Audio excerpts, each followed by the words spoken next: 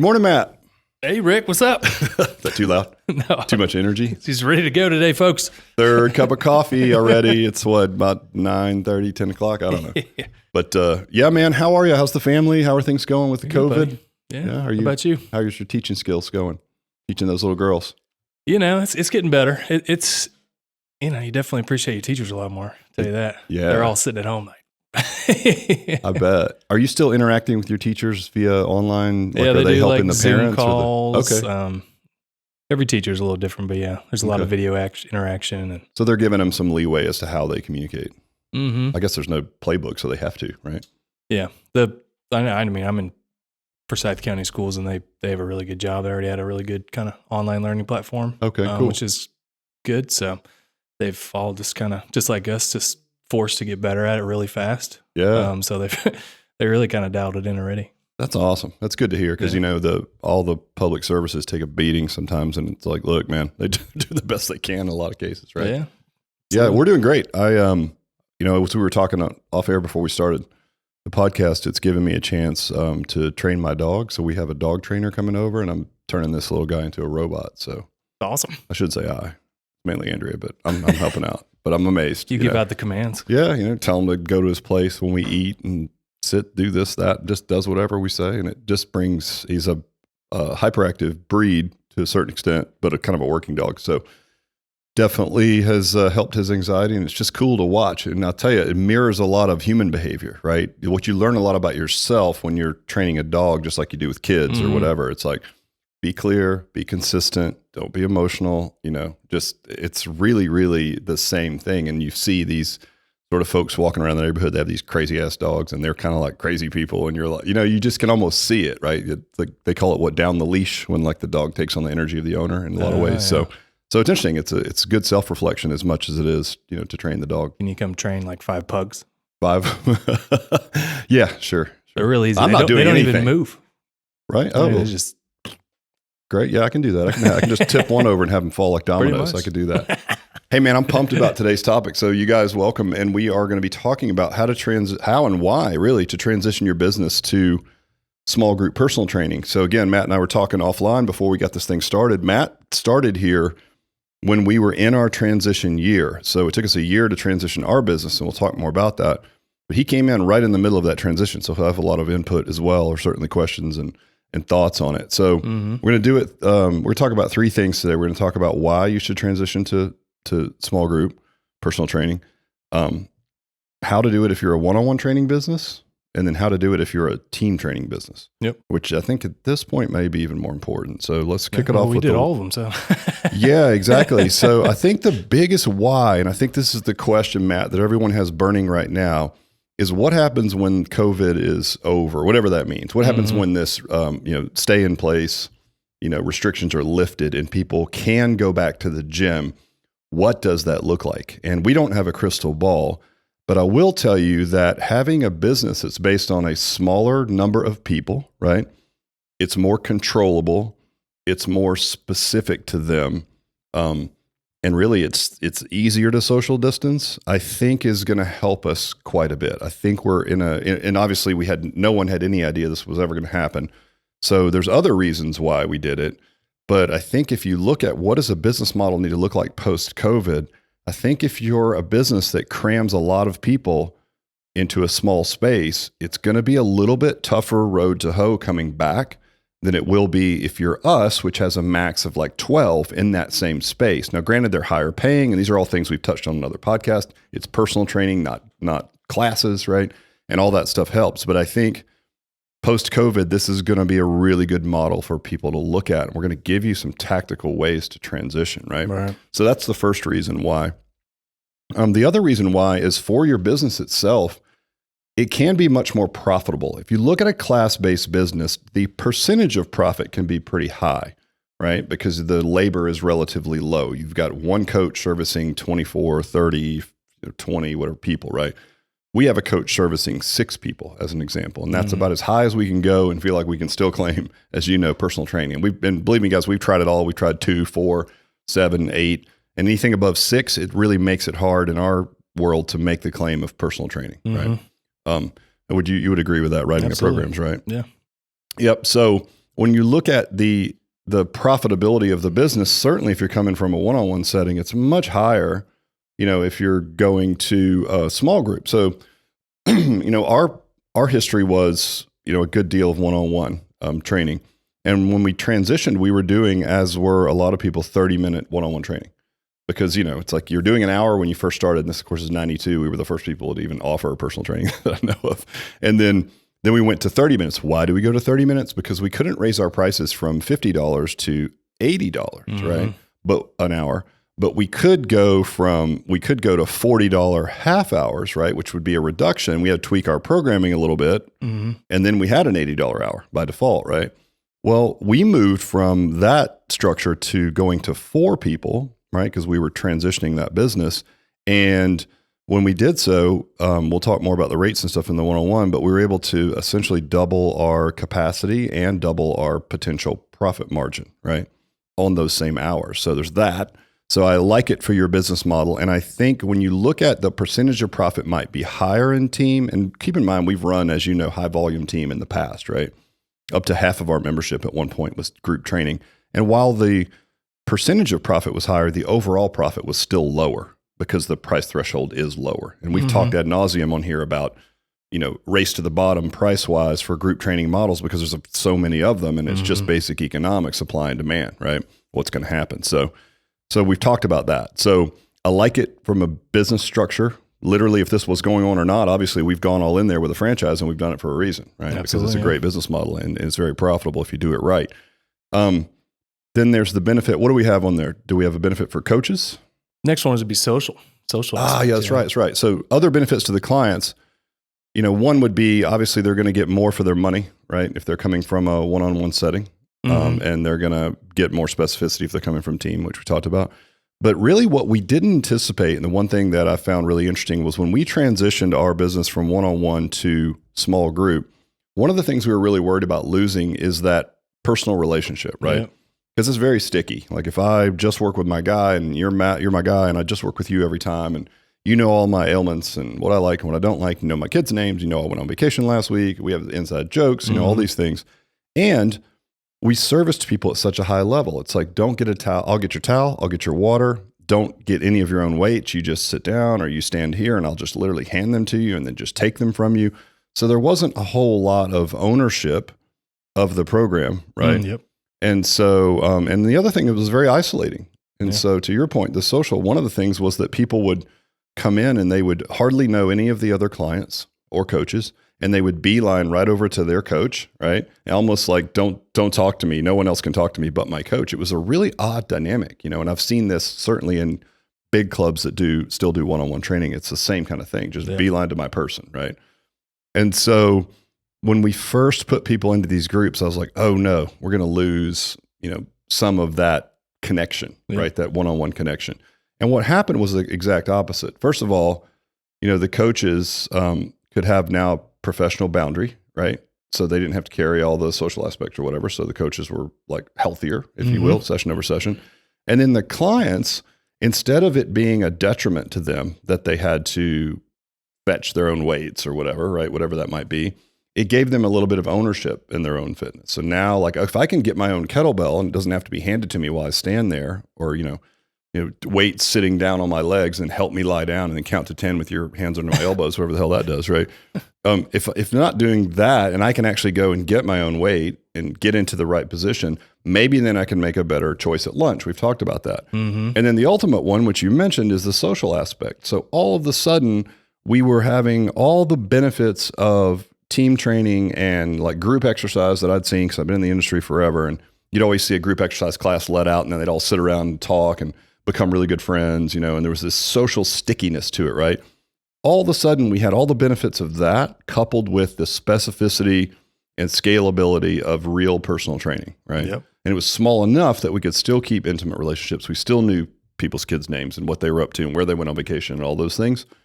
But we had a little bit of professional boundary, and all that social sort of support was almost carried within the group itself. And so these little groups were developing, and we still have that now, these little sort of microcultures in the gym where like, hey, our 5 o'clock group, they come in all the time. So now that we're on shutdown, just to give you guys a heads up, there are groups that are doing their own Zoom workouts with each other without us, which you might say, oh, God, that's scary. But it kind of goes back to like, oh, it's scary if they have to get their own weights. It doesn't mean they need us less.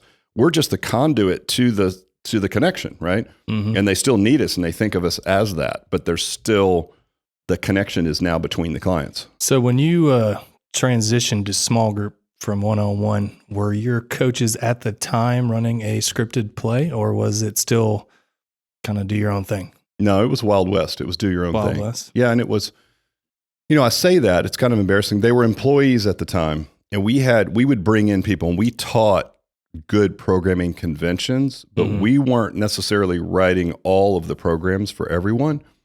So we still had coaches that were better at blank or better at this. And even though I would claim that all of our coaches could train anyone, when we had people in for a sales appointment, we would always direct them to that person. So it just seemed like by default, so-and-so would get the clients that were injured, or this person would get this, right? So I would love to say we had a better systematic approach than we did when we opened, and we almost went out of business because of that, right? But it wasn't as tight as it should have been, right? Yeah. And we saw the benefits of that. So still within those groups, without like kind of a scripted system, you probably still had a lot of clients, in their group they could not train with anybody else. Would you say that? Yeah, to a certain degree. I would At least say at the though, start, probably, right? Well, yeah. And you were here during that time. So we were kind of just building that, right? It's like when we were transitioning into small group, part of that process was like, well, we need to own all of it, right? We need to write all the programming, but it came on slow as we were doing it. So in that year, as we transitioned, by the end of that year, we had the system that we have now, which was a tight system, but it took a minute. I'm proud of the fact that we have a laboratory essentially to work in. So it took a while for us to practice it, right? To be able to build a system. Like, you can't just go like, all right, here's what I visualize in the conference room, on the whiteboard. We're going to go out there and just do. I mean, you can, but it never ends up that way, right? Because you got to put it into action with live clients, right? I was just bringing it up because it is really cool where we are now. Is literally our clients will work with anybody because they know they're going to get the same thing, and everybody's going to look out for them. Yeah. So we talk about the social aspect, right? It's like they are social with any of the groups that they're in now. They are used to making friends. Now we have systems built in where, we introduce somebody that's new to the gym. And so everybody just that's been here a while understands that it's kind of their job to be like, hey, welcome. How are you? My name's so-and-so. I mean, it just becomes part of your culture, right? Yep. And so we have that culture now, but it's all driven by systems, sort of like back to the E-Myth Revisited, where there are soft touch things like at the Ritz-Carlton that look like just great personal service because someone loves you. Well, it's a system, right? Believe me. So now we have those things built in around small group, but it took a minute to practice it, right? Yeah, for sure. Yeah. So the social aspect has been huge, and it just makes everything stickier, but you've got all the pluses and the specificity and the injury, ability to work around injuries that you have in one-on-one, and you have all the social aspects of group exercise or team, right? Yeah. So you're really combining the best of both worlds. Yeah, I mean, just all around better for the coaches too, because I know that's the next part you want to get into. So tell me what's happening there. Yeah. So if any of you guys are listening to this that ever coached, and I think most people that own any kind of a studio concept probably did some coaching at some point in their life. If you ever did one-on-one personal training, you will remember what it's like to certainly do back-to-back 30-minute one-on-one training sessions, right? And those can literally go minute by minute by minute. And so heaven forbid that you have to call to make a doctor's appointment, or that you have to use the bathroom, your restroom, or whatever that is, right? Because you're not going to have a chance. It's like you have to take that person you're with right up to the minute, and they're clock watching because you're I don't know why we ever did this, but we got into selling people blocks of time, right? Brutal. Yeah. Like, I'm going to give you 30 minutes. It's like, well, that doesn't even make sense. What if that day they're tired and it should have taken them, based on their program, 40 minutes? We can't do it because I've got somebody coming in after you.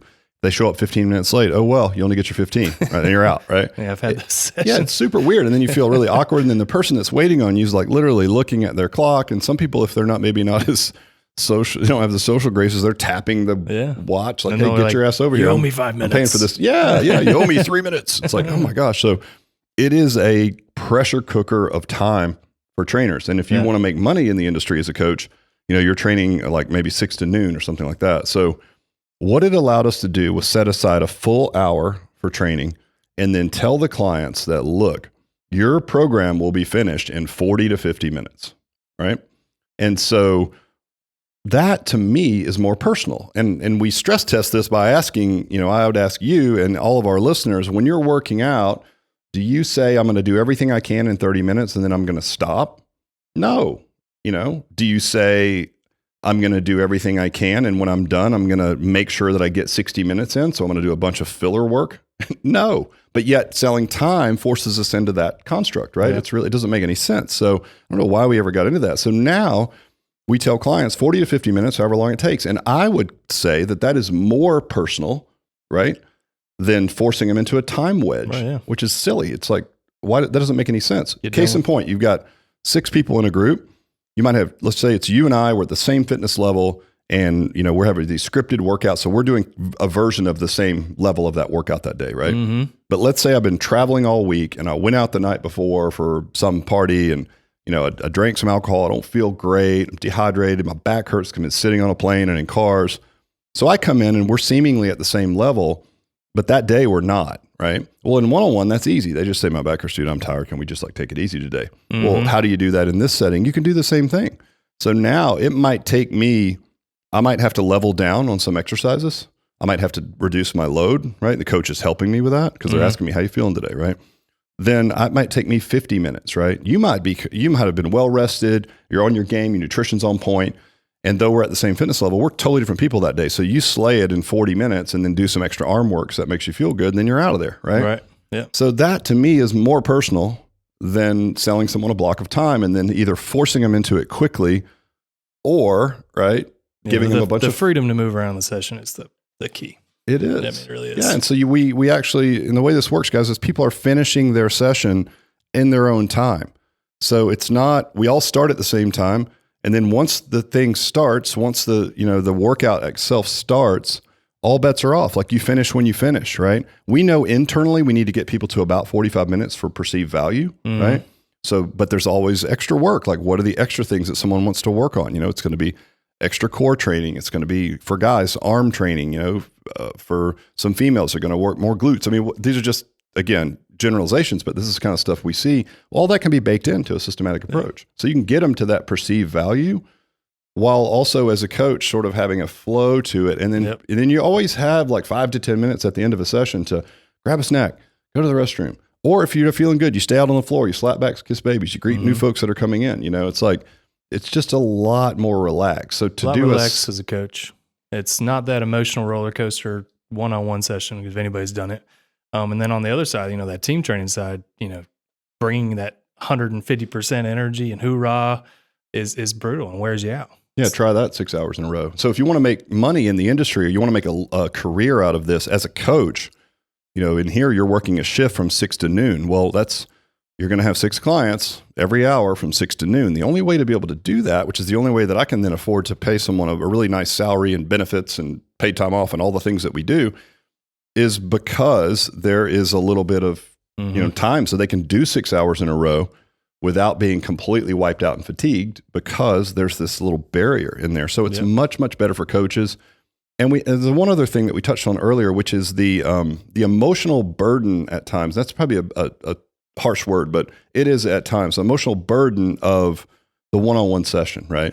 And I can recall, as terrible as this is, when I was training from 6 in the morning till noon and then working out in the afternoon and going 3 to 9 at night, that was my early days here, right? If I had someone that was coming in at 8 o'clock that evening, that was just a really tough fit for me, right? You're just like, whoa. Yeah, literally at 7 a.m. Or when I woke up that morning and checked my schedule, the life was sucked out of me based on someone who was coming in 13 hours from now, right?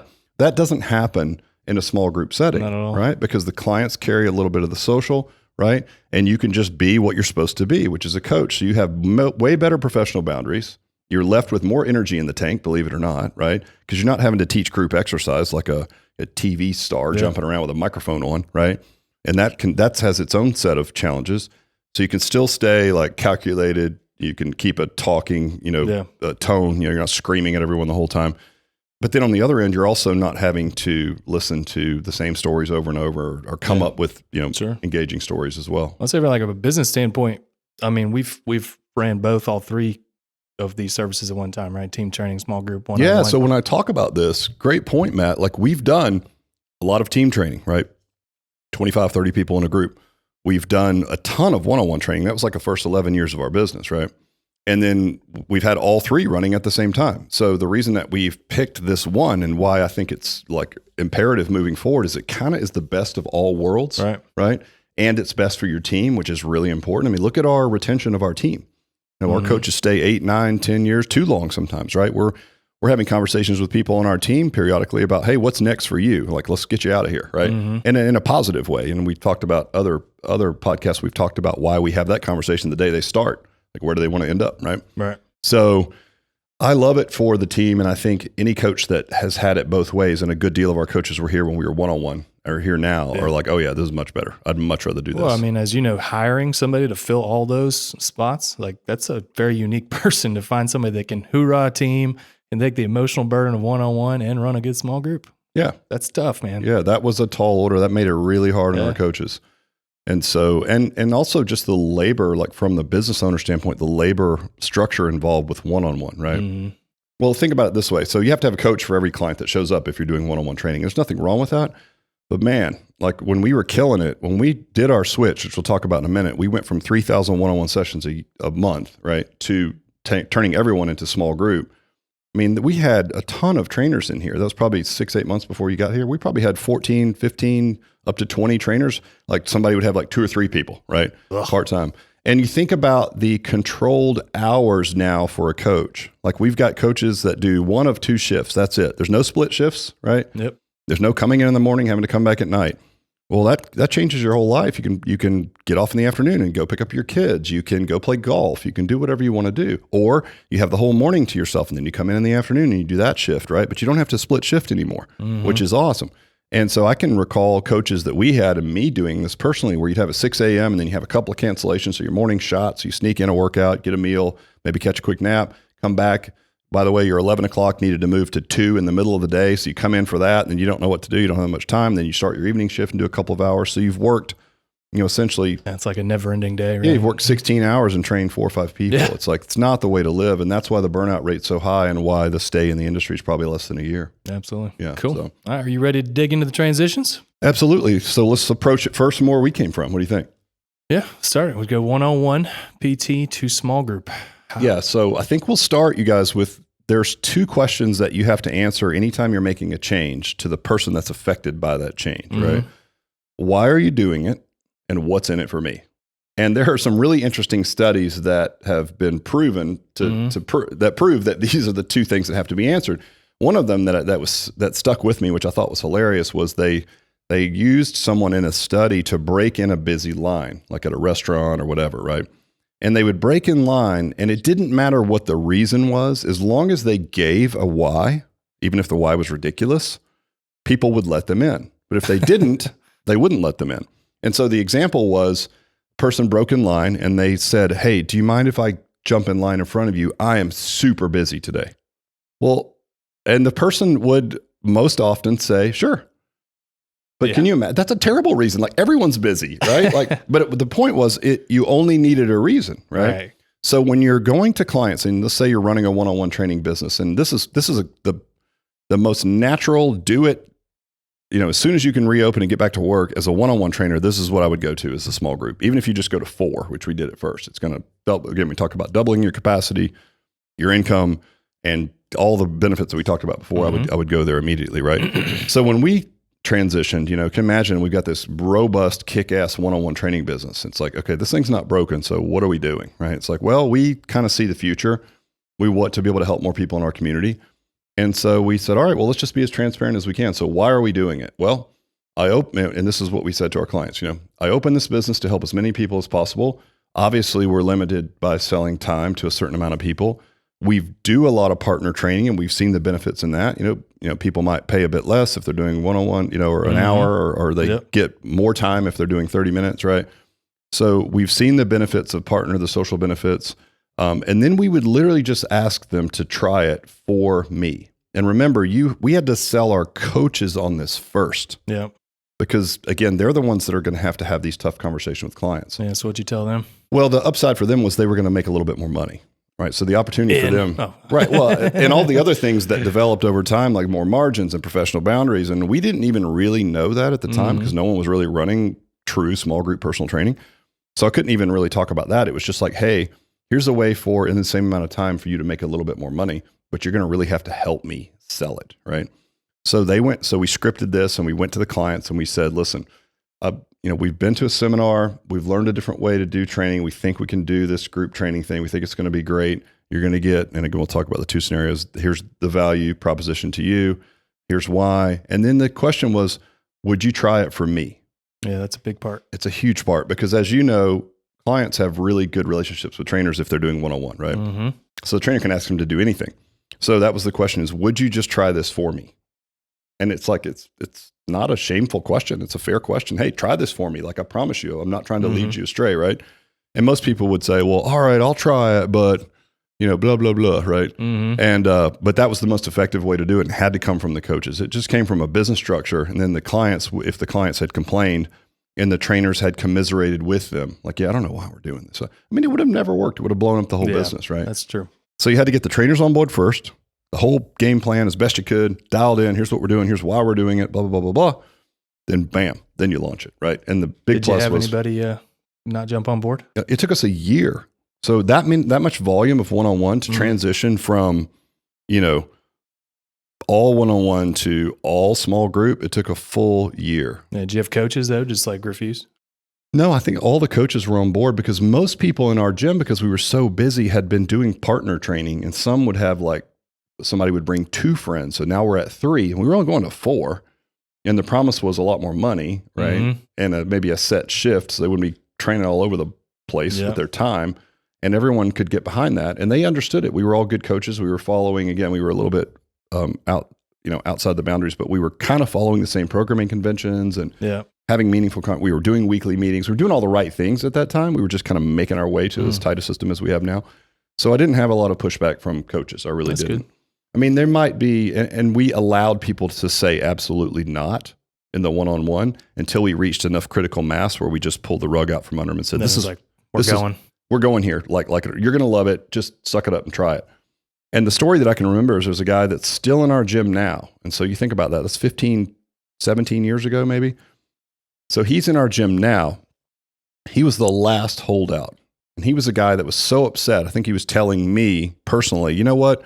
I don't know what you're up to, but you're pulling the wool over our eyes. You're doing this, you're doing that. I'm like, I'm trying to give you more service for the same or less money. Like, I don't see how but that was the perception, right? Right. People were like, oh, you're going to take the personal out of personal training. Can't call it personal training.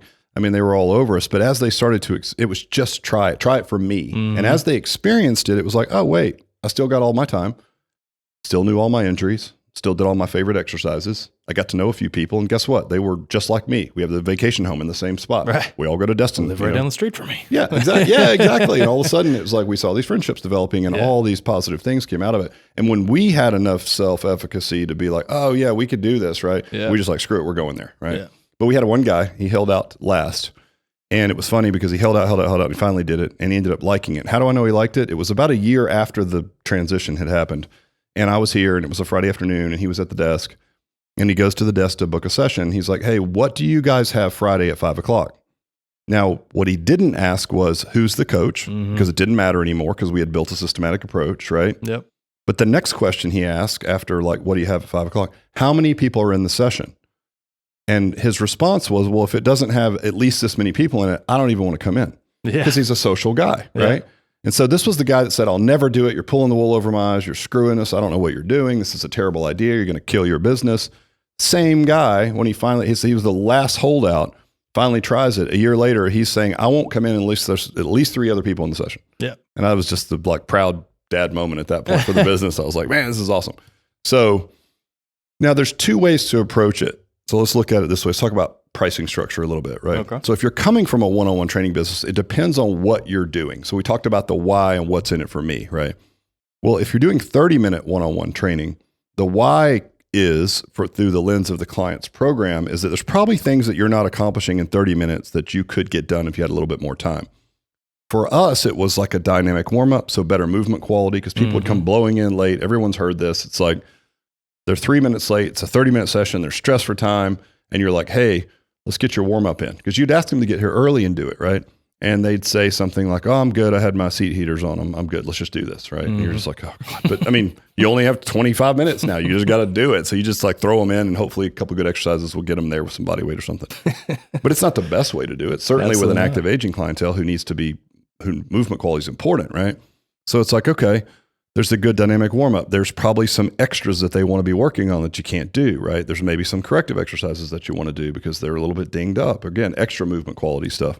Well, none of that can happen in 30 minutes. So the value proposition to a 30-minute one-on-one training client is that you're going to give them more time, essentially, right? More program that they need and speak to why specifically to them. These conversations, by the way, are not good email blasts or putting on your private Facebook page. These are sit-down conversations with clients, right? Face-to-face, typically done by the coaches. Coaches or director, yeah. Yep, coaches or director. And so, it was the same money. So that's how we price our 30-minute training is it's like your market rate for 30-minute one-on-one training. So we were charging $40 at the time. So you're still going to pay $40. You're going to have to share your time with a couple of other people, but I guarantee you it's going to be just as good. You're going to have more fun and you're going to get more for your money, right? Yeah. So that was the value proposition. Now, if you're training people in a one-on-one 1 hour setting, which not as many people are doing, but if you are, rare. If you are doing it, you probably have a premium price.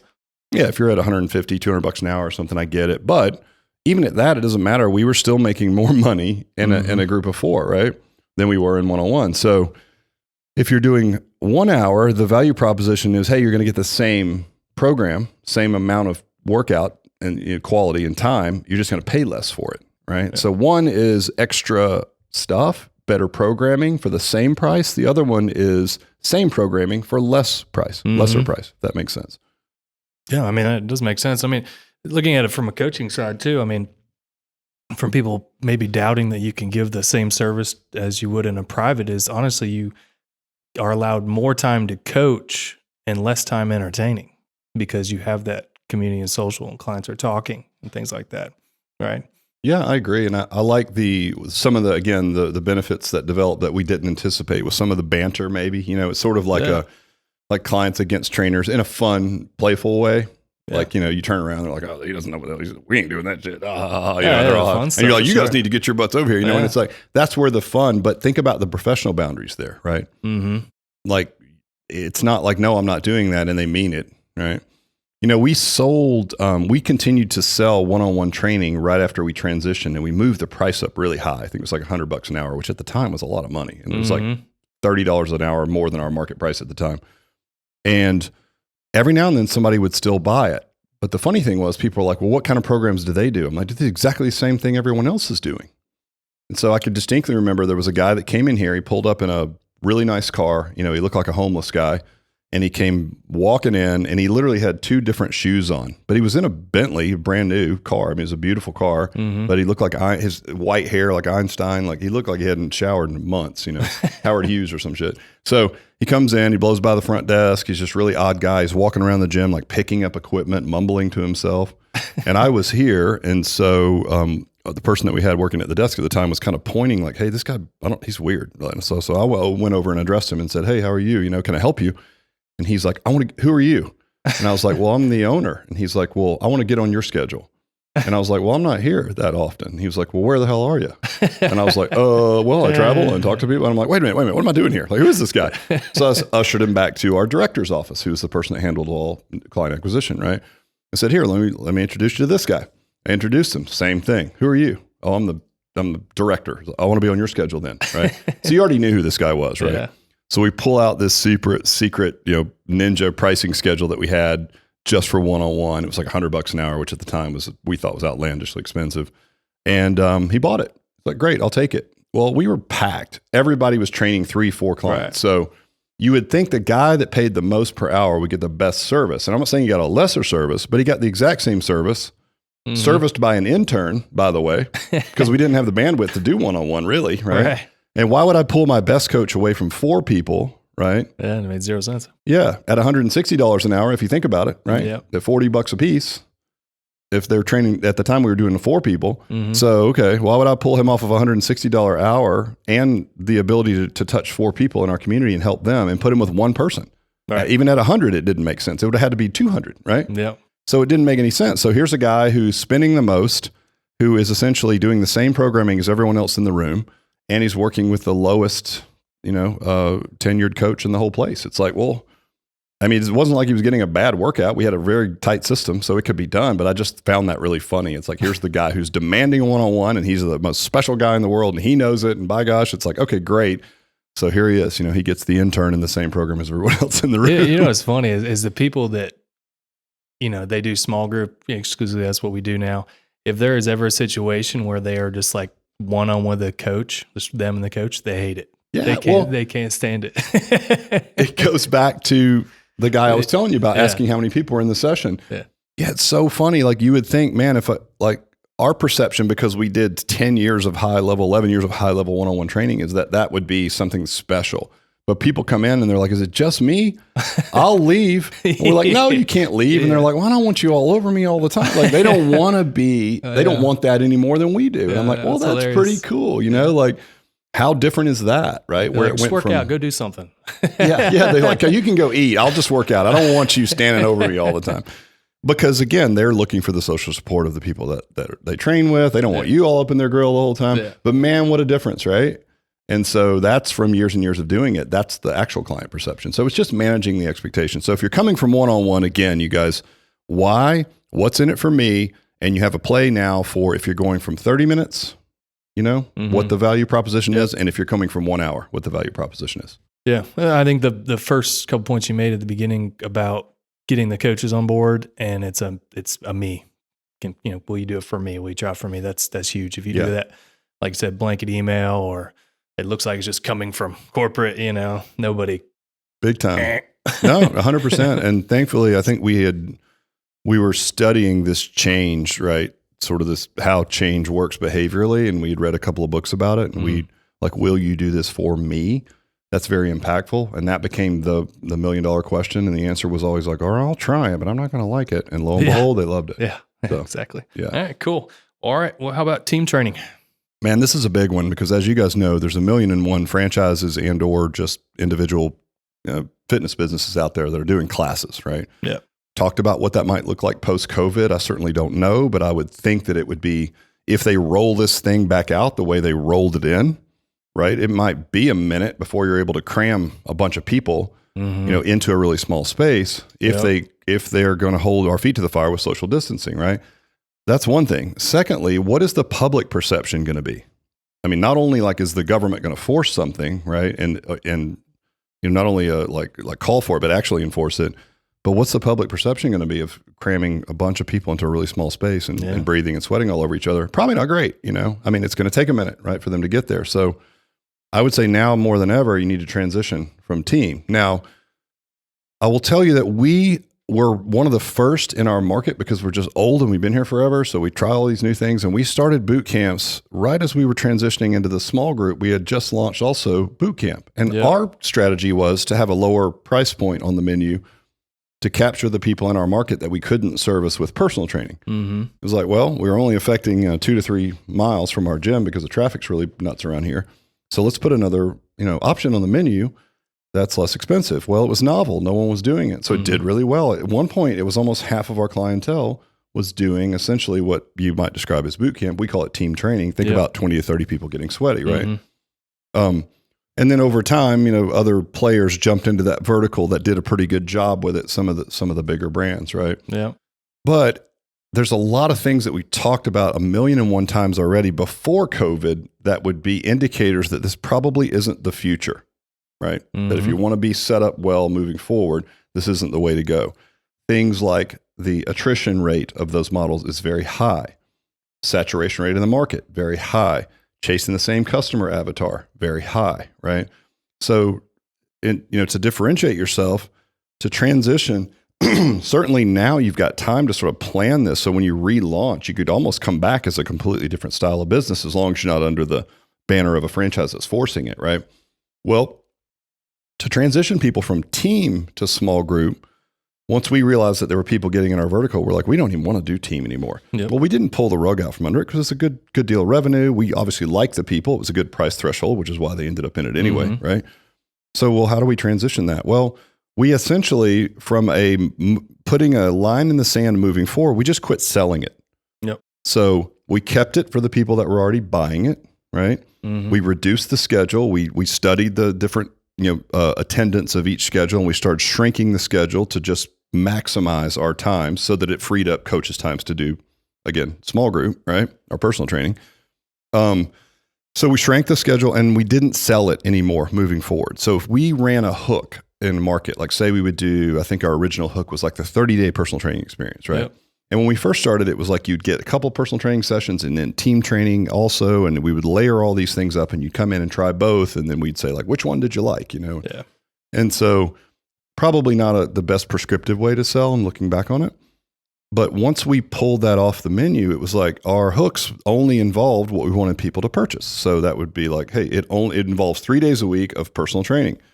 And so lo and behold, people would buy what they experienced when they came in, right? 3 days a week. Yep, 3 days a week of personal training. They didn't even do team training. So we didn't just completely eliminate it.